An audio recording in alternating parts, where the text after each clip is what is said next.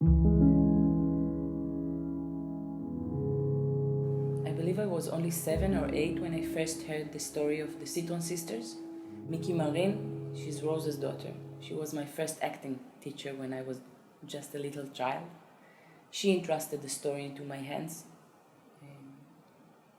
I actually tried to tell it in many forms and medias along the years, but it never felt quite right.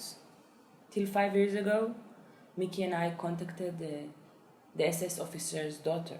Her name is Dagmar, and we learned that she is very open and willing to talk and to cooperate.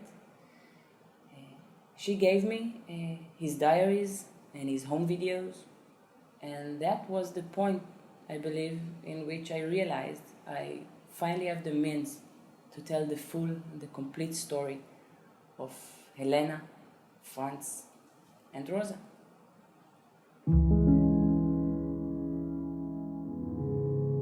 For most of his life, Franz made this kind of photo montages of Helena, placing her in different clothing and different backgrounds.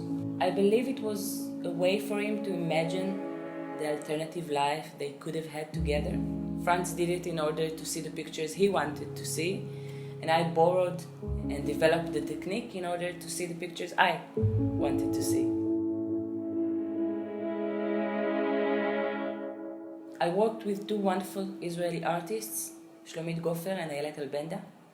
We worked with real archival photos from the period, from the war and the camps, and we made this kind of 3D multi-layered photo montages. It was all handmade and studio shot.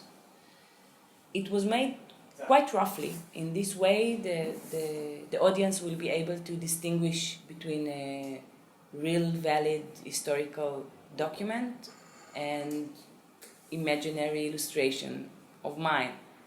It was very important to me that in every moment of the film it will be very clear what is real and what is imagination.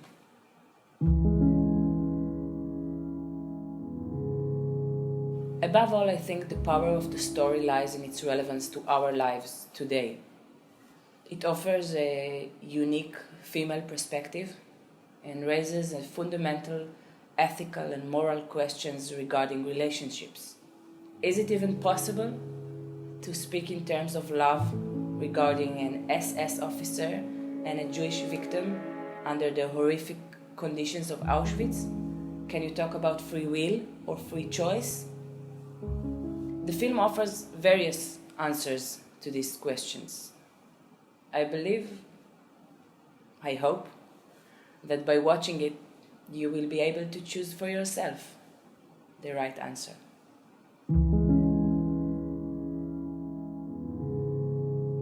The thing that most fascinated me in the story was the ambivalence of the two main figures, the SS officer and the Jewish victim. You can't really speak about Franz as pure evil.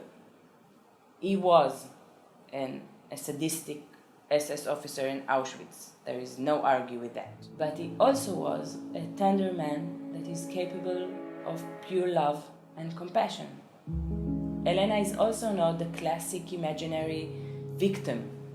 She is a strong woman with a strong survival drive that willing to do whatever she needs in order to save herself and to save her sister. These gray zones between evil and pure are the areas that drives me as a storyteller.